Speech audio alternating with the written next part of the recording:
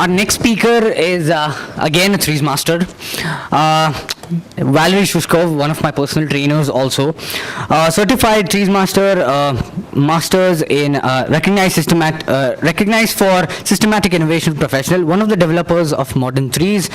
Since 1989, he's trained more than 6,000 working professionals working from over 50 different countries, assisted in over 100 innovative projects in different areas, author of more than 100 publications, including 3 books on Triz, systematic innovation and creativity, worked with over 350 customer organizations. He currently leads ICG training and consulting. Most importantly, teaches systematic innovation using Triz in the University of Twente, Netherlands, and TIAS Business School, Netherlands. The topic that he would be covering would be Triz for business innovation. Luckily, we also have one of his students who's presenting along with him. He's from Cape Gemini, Mr. Sanjeev Gosal. Group lead of Six Sigma program manager at Cape Gemini, India. He's been with Cape Gemini for over 10 years and has process improvement responsibility across all various functions. Sanjeev has a total of 20 years of cross-industry and cross-functional experience in business transformation programs in multinational environments for small to very large organizations. So he would be sharing a case study of how we use Triz for business. Valeri, over to you.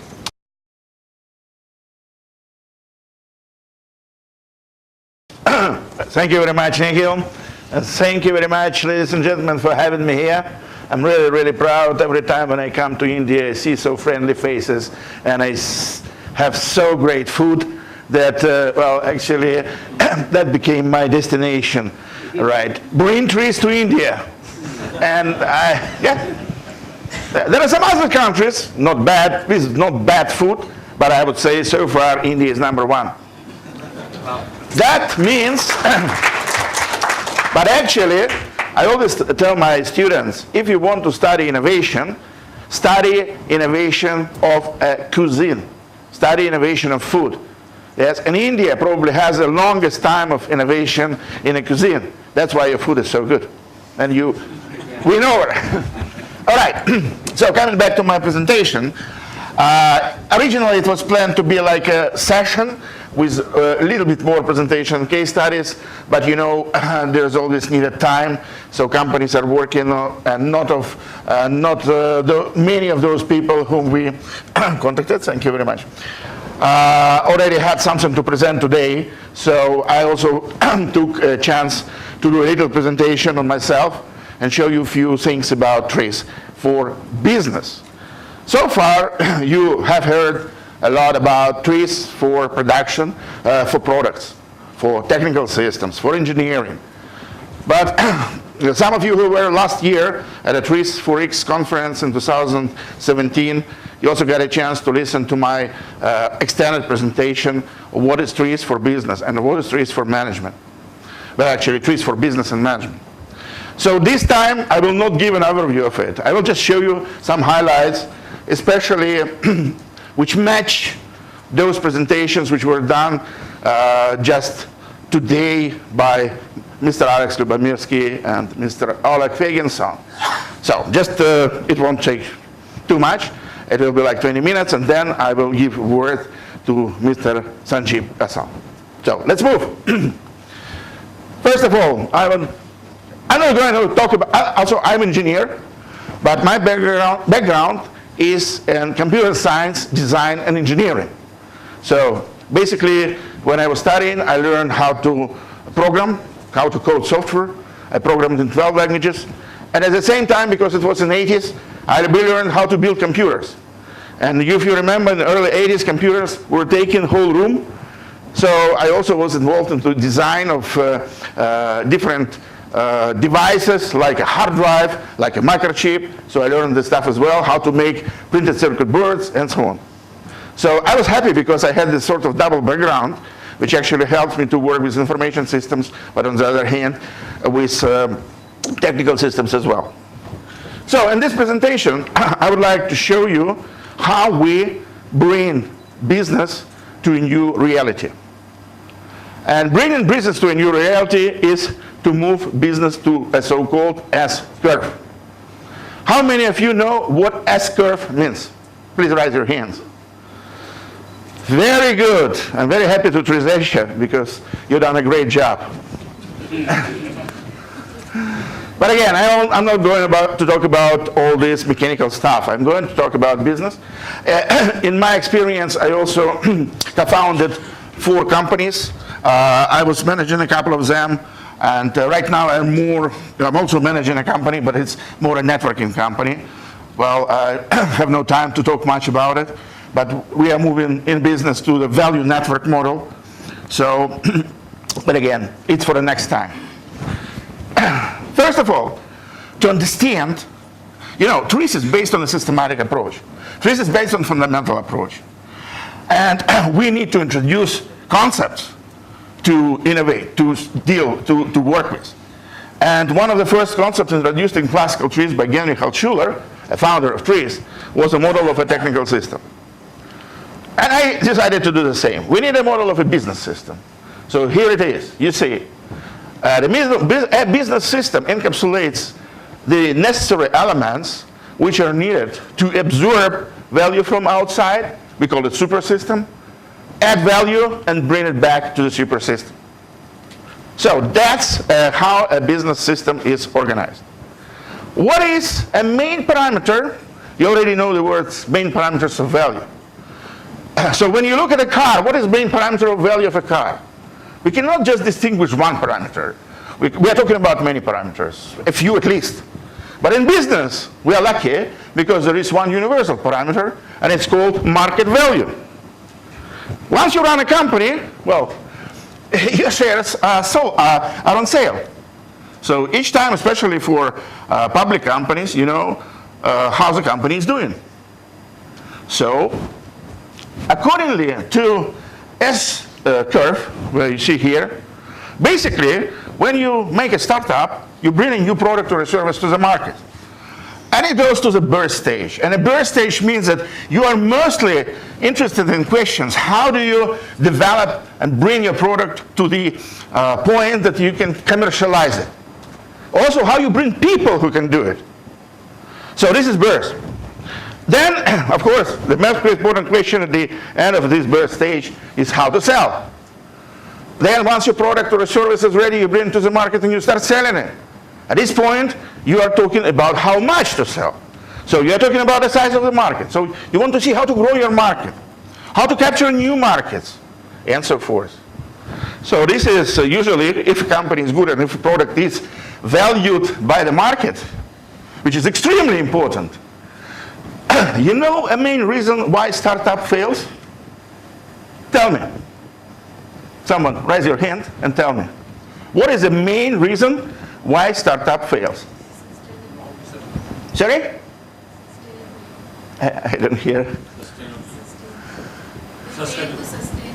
Fail to sustain. Okay? Other ideas? Business model. One business model. Revenue. Finance. Finance. Well, I'm very sorry, but all you are wrong. It has nothing to do, actually very little to do with finances. The main reason, as was found by CBS Institute, was that 42% of startups' failures are happening because these startups bring products or services to the market, which markets don't need. I myself, well, sometimes I'm asked by investors to evaluate and help to see if the company has potential or not for investment. And sometimes my first question is, what problem is solved by your solution? And that puts sometimes founders of the company like in shock. But look, it's good product. It looks nice, it's beautiful, it's funny. I say, but okay, what's the value of it? The value is not it's funny. A value is that it has to solve some of your problem. Number one. So, this is very important. At a certain point, we reach saturation. And a saturation means that we are getting into the plateau. Whatever we do, we cannot sell more. But if our product is good, then we have a rise of competitors around, right? And they start eating our market. So we start fighting for costs. We starting to make our product cheaper, deliver cheaper services. and minimize everything down to minimum. And finally, we are talking about the first stage when our market value drops, and the question is how to survive. And finally, if we are still surviving, what to do next? And next means that we need to start a new S-curve to bring our business to a new reality. So how can we do it? We can do it either by introducing a new innovative product or service, or by introducing a new innovative business model, or by combination of both. Well, a good example was done by Apple in the 2001 when they introduced iPod. iPod actually was not a new MP3 player. And in fact, by quality of sound, it was worse than some of the existing music players. But what made it unique? They solved the problem, where to get music. Because they introduced iPod together with iTunes service. iTunes stores, which today is also exist today. So that was a winning combination. That brought actually purchasers of music online. They solved the problem. How you get music? None of these previous devices, whatever great they were, did not solve this problem. If you look at the evolution of banking service, well, the first loans were given like 4,000, 5,000 years ago. They were given for a short time for a very fixed high rate. Then the growth of the financial services went to long-term loans. It started a new S-curve. Then banks invented revolving loans, a great way to milk a cow. You know, we already talked today about it. When you have your loan revolving all the time and pay to the bank. Then they introduced growth investments. Today, they also introduce complete financial packages. Like in my country, in the Netherlands, banks take all care about your money. Insurance, all sorts of funds payments, and so forth. Like I mentioned, you can boost your business in two ways. One way would be bringing new products. And you see, when I look at the history of a market evaluation of Apple, you see that's exactly follows these S-curves. I was not surprised to see it. So first Mac, then iPod iTunes. Actually, that's too little on the chart because the final chart is too high. Then 2006, they introduced iPhone, MacBook Air. You see such a growth. 2013, iPad Air. Finally, Apple Watch, AirPods, and so on. Product innovation. But of course, they did some business model innovation, but not that high as with iTunes. And of course, one of their business innovations from the very beginning was Apple Store. Yeah? A unique place where you can buy Apple software and all the related things. Second innovation which they did was create an Apple ecosystem, which was in a way unique. Once you get any device of Apple, it seamlessly connects with other Apple devices. But doesn't connect with other devices. That's why I don't have Apple. I have Samsung, because it connects with everything.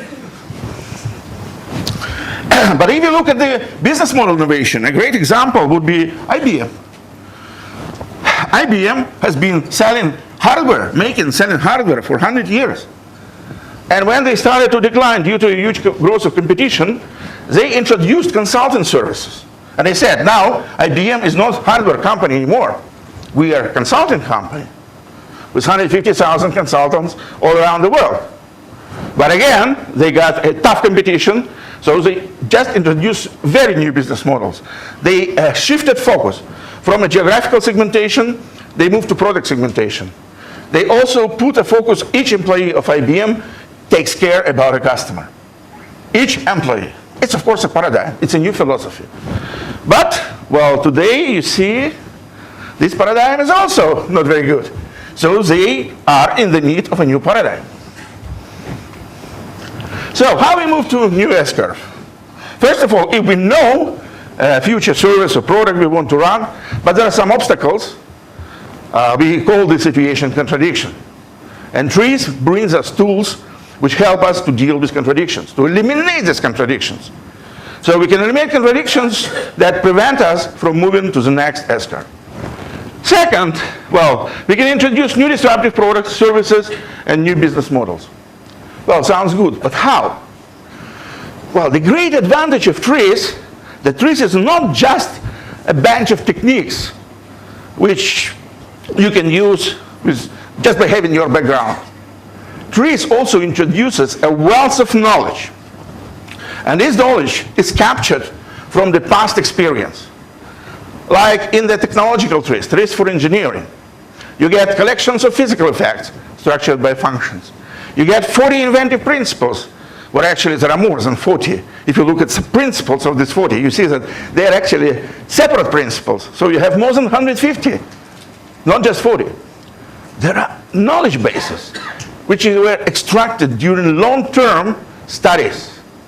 And the same, that's interesting, that the same things apply to business. And what's more, you don't need to study all these business systems again. You can take the existing Triz knowledge and see and find a parallel with business. Because technical systems and business systems are systems. And systems evolve according to the same regularities, according to the same patterns, because they are all made by man. And our brain solves problems in the same way. You see? So, I will show you just one thing.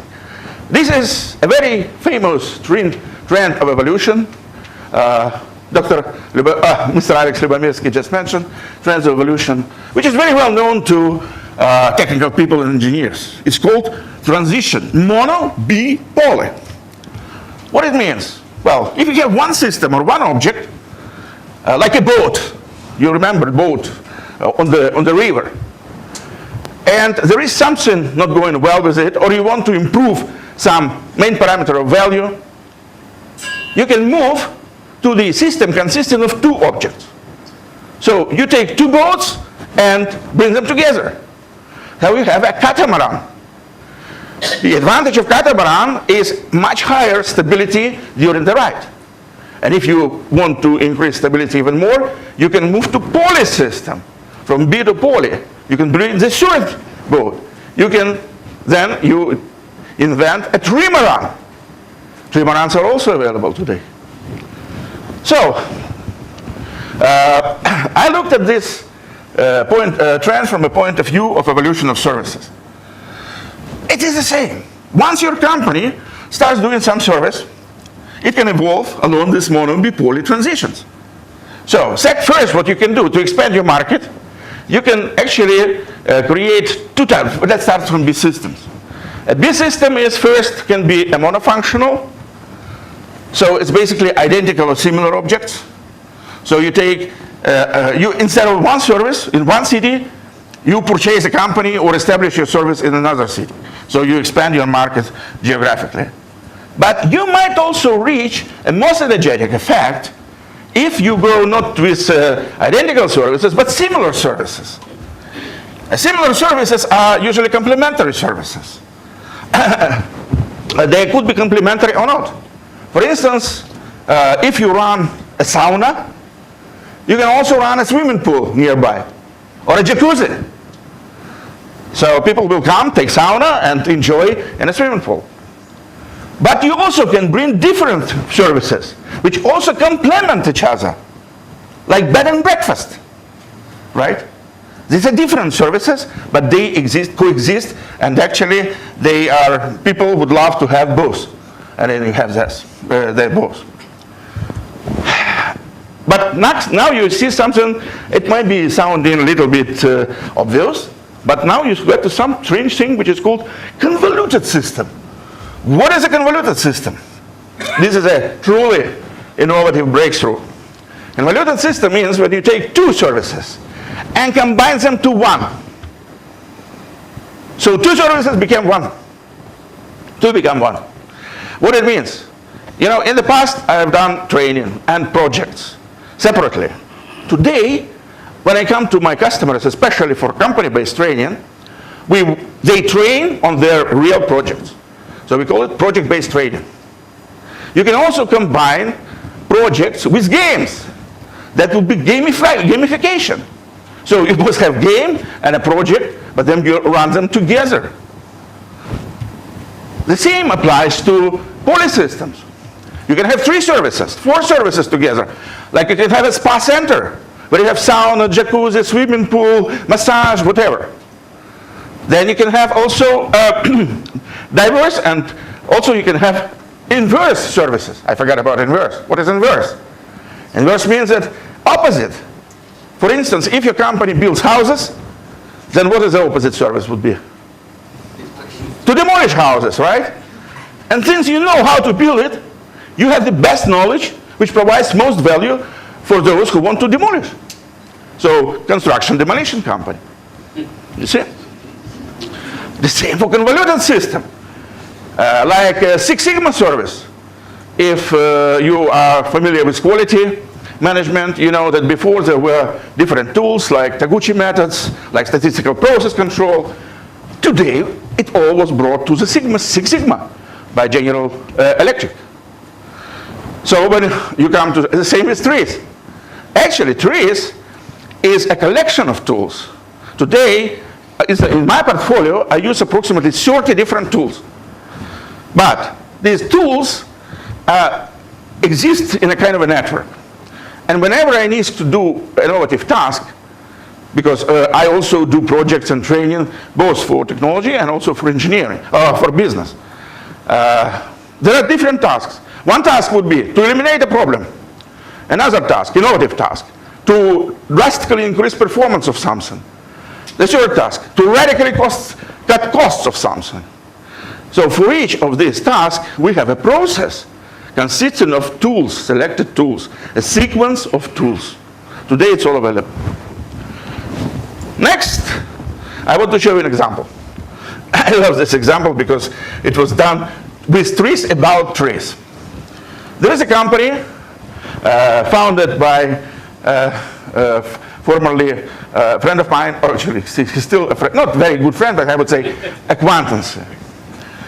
The company is called EPAM. If you go epam.com, you can easily find it.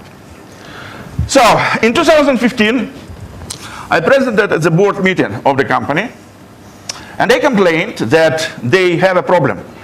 This main business, and actually the only business of this company, was software outsourcing. And in this case, about 20% of company staff at each given moment of time was sitting without paid job. Probably if you run outsourcing company, you know how it is. So usually 15-20% of staff are doing nothing, just waiting for the next paid assignment. So the problem was incomplete personal engagement. They actually decided to follow the idea of Google and introduce Garage, where they wanted to invent something new. And the question was, what to invent? Well, and I proposed them, by following these patterns, hey, we can go to complementary services. Why don't these people study Triz? Then come to your customers, and their customers are big companies, like Medtronic, General Electric, Procter & Gamble, and others. And the people who learn at Triz will look for problems and then solve these problems and build IT tools for the solution to these problems. Well, it was 2 years ago, only actually 3. And this picture is coming from 2 weeks ago. I was at their headquarters at Belarus, Minsk. And these are examples of projects already run with application of Triz. You see all sorts of projects. And primarily these projects are about IoT, right? Internet of Things, where you combine technology and business, information and business. Okay, so I'm running a little bit more of the time. That's what I wanted to say, what was new this year. This year I was invited to China to introduce Triz business in China. Also, there are some examples of projects for business, for Triz for business and management, currently run by some of my customers. And, well, I don't read them, so you know. The last thing what I wanted to say here, staying on this podium, is an announcement that next year, on June 14-15, we are going to have the first ever in the world conference on Triz for business and management, international conference. That will be a special event within Triz Summit 2019. So you can, if you like it, it's about 6-hour flight. You see one of the sponsors of this conference is EPAM company. They're so excited about Triz. About 1,000 engineers, by the way, for 3 years were trained in Triz. So if you would like to visit this conference, or you would like to join a newly formed International Business Triz Association, please, you can always,